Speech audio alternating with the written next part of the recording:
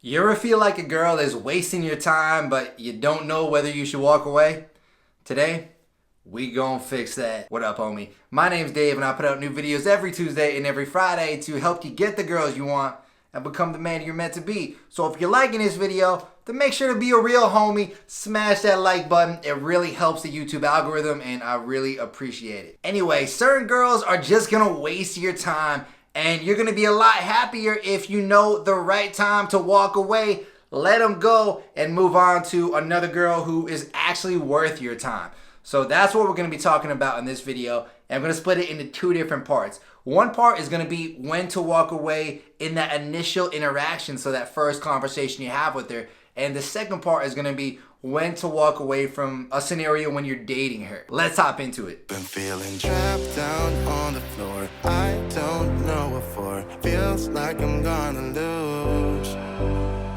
Silence takes a hold. I can't let it go. So number one is the logistics don't match up. So one really common thing that happens to a lot of guys is they'll go out at night to a bar club. They'll be talking to a girl for a couple of hours, and then when they go to try to bring her home, she says, oh, I can't because I have work in the morning, or oh, I have to go back with my friends, or basically some excuse that they should have known about, but they never screened for the logistics and they never try to figure it out. So they get blindsided by it, she goes home alone, and you're left empty-handed. To prevent this, what you want to do is screen for her logistics throughout, that first 10, 15 minutes of the conversation. Basically figure out who she came with, what she's doing later on, and even what she's doing tomorrow, so you know, okay, how realistic is it that I can bring this girl home tonight? And if you realize you can't bring her home that night, then it's probably better to just get her number and then move on and talk to other girls who you might be able to bring home. This is the simplest way to make sure you can bring girls home consistently and you don't get screwed by some last minute thing, which is like, I gotta get pizza with my friends, or something like that. You're gonna be all set. Number two is the value test. So let's say you're out there, you're talking to a girl and you're trying to lay the Mac down. You're trying to flirt like a boss, you're asking some good questions, you're even making some assumptions, but she is giving you nothing to work with. Matter of fact, maybe she's even looking around the room, maybe she's texting, or just really not asking you any questions or giving you any feedback. Essentially, she is giving you zero value. Now, this is what I call the value test. If she's giving you absolutely no value for the first 10 minutes of the interaction, then you really have two choices. First, you can say, all right, I'm gonna try to keep pushing, I'm gonna try to make this work and get her to open up, which some guys do, and maybe you'll be able to make it happen. Or you have number two, which is to just walk away and go talk to another girl who you're gonna have more chemistry with and who you're gonna click with a lot faster. In my case, what I do pretty much 99% of the time is I walk away and I go talk to another girl. Bro, she's failed the value test. Why keep trying to push for it when you're probably gonna have a better connection with other girls in the venue, other girls on the sidewalk, or whatever? Because here's the truth. There's gonna be some girls you just connect with right away and it's gonna be awesome.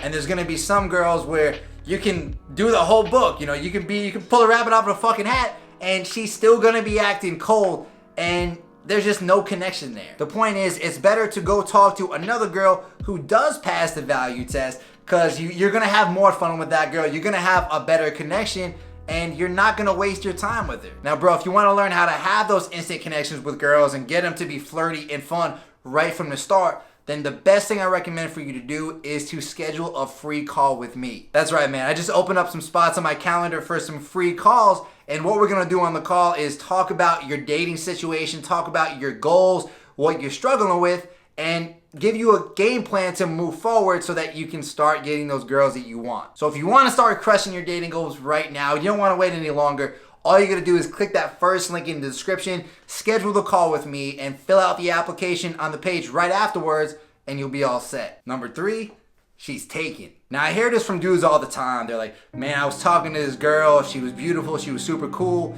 but she told me she had a boyfriend, but I kept trying to make it work and blah, blah, blah. Matter of fact, some dude just approached a Yuki the other day at the gym and was super awkward with his approach. Then he tried to ask for her number. When she told him she had a boyfriend, he was like, oh, like, I'm sure your boyfriend won't mind if we're just friends. It's like, bro, first of all, you're a fucking jamoke. Second of all, you're lucky I don't come down to Mexico right now and beat your ass. Here's the thing, man. There's so many beautiful girls out here in the world, and really at every single venue you're gonna go to, that there's no reason to put all of your focus into one girl who has a boyfriend.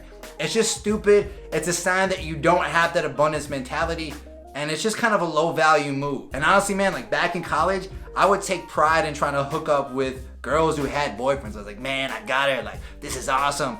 But really, like, I was just a fucking shithead. It's embarrassing to even admit that I did that, and it's just not cool. Like, I was all about my ego. I was trying to be cool to everyone, and it was a bitch move. What's a lot better is to try to find out very quickly into the interaction, is this girl single? Because you'll be surprised at how many girls will still be flirty with you even when they have a boyfriend. These bitches be crazy. So figure that out. Then if she does have a boyfriend, that's when you walk away. You say, hey, listen, it was nice talking to you. I'm gonna go find my friends. I'm gonna go do whatever. And just end it right there. You don't need to be trying to put yourself in a situation where you're trying to force it with the girl who's taken. It's gonna create all this unnecessary drama in your life. It's just a shitty thing to do too. Run away, and time will find a place that we call home. They can try anything, we'll make it better together now. Now we're gonna switch it up a little bit and talk about times where you should walk away while you're dating a girl. So this doesn't necessarily mean she's your girlfriend. It could just be any time within those first like 1 to 5 days when y'all are still learning about each other. So number 4 is 3 dates and no hookup. Let's be real, bro. You should be hooking up with a girl within those first 3 dates, and most of the time on that first date. And if it goes more than 3 dates, it means a couple of things. It means you're either being a fucking bitch and you're not taking action, you're not making moves, and you're not being the man that you should be and leading her to the bedroom. Or 2, you are trying to do those things and she is just maybe a little bit prudish. Maybe she has some sexual hang-ups and she's just not ready to make that type of move. Either way though, you're kind of screwed, because if it's you not making those moves, then you've already showed her that you're kind of a pansy, you're kind of being a jamoke, and you're afraid to go for what you want. And if she's just kind of prudish, then, I mean, do you really want to date a girl who has a bunch of sexual hang-ups?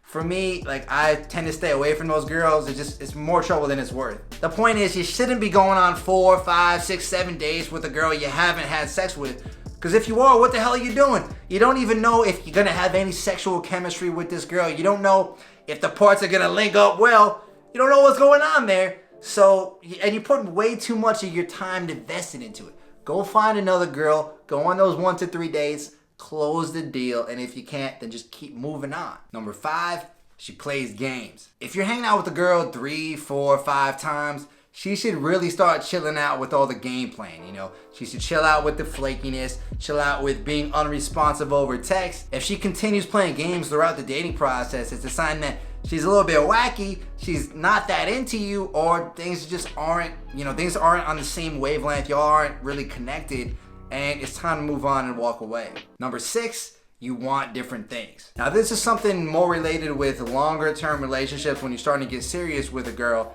but a lot of guys fuck this one up, so listen close. If you have different fundamental values, it's gonna be real hard to have that long lasting, good, serious relationship. Like if she wants kids and you don't. If she wants marriage and you don't.